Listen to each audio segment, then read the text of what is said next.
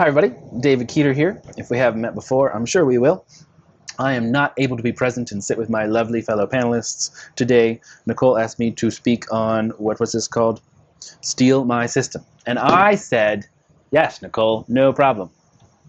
One of the systems I use, this is going to be a twofer for you, is involving templates.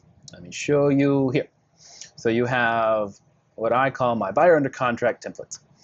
If you've been in this business a while, you know. If you have not, you will soon learn.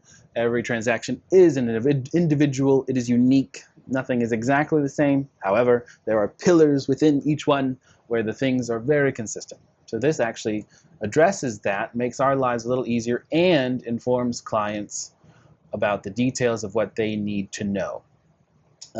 Win-win.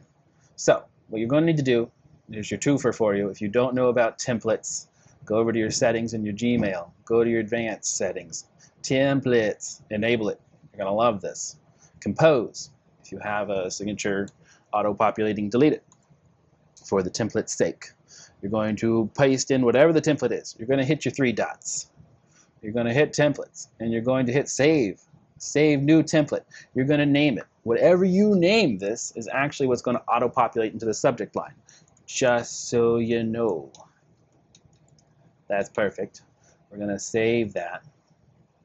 And then you're going to delete this one because I got to show you how it works. You're going to compose a new email.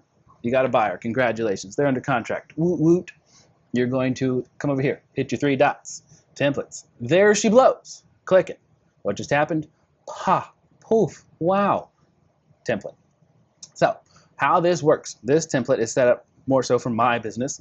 Obviously customize it to yours. I'm sure Nicole and them will get you a QR code. I made this shareable so y'all can go make a copy of it, use it how you will, use it as it is, whatever your preference.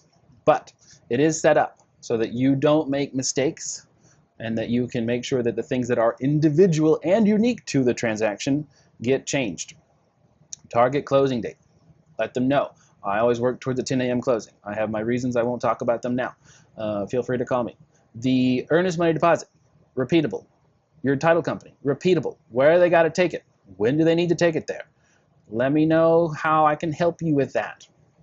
This one, you got two here. These actually work together. One of these can be deleted without ruining the flow of everything. So if you have a cash buyer, you can use this one and delete this one. If you have a loan, you can use this one and delete this one. So it's set up to be exactly what they need to know, that, hey, your loan officer has now got your contract. They're going to be reaching out. Get that done so that you can get your appraisal started. Inspections. This one is actually most of the reason I created this template, because we don't have a professional services disclosure here. Mike, you're welcome.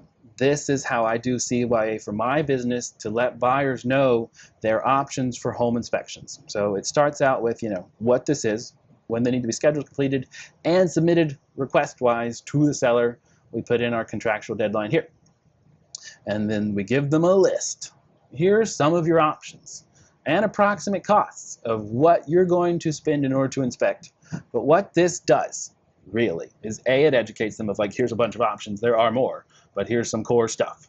And it gives you a written record of providing to your client the suggestion that, hey, you might want to get some inspections done.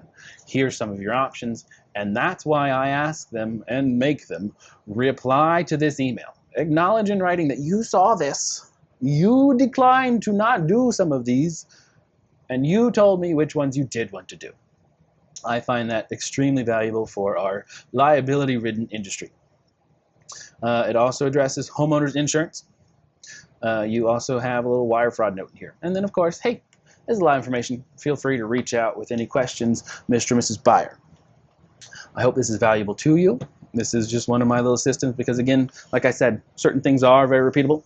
So this helps you isolate the pillars of things that can be made simpler for when you're running too fast, running too hard, and you just might make a mistake if you don't have something to default to. I hope it's useful to you, and I hope you have a great rest of your team meeting. I'll see you later.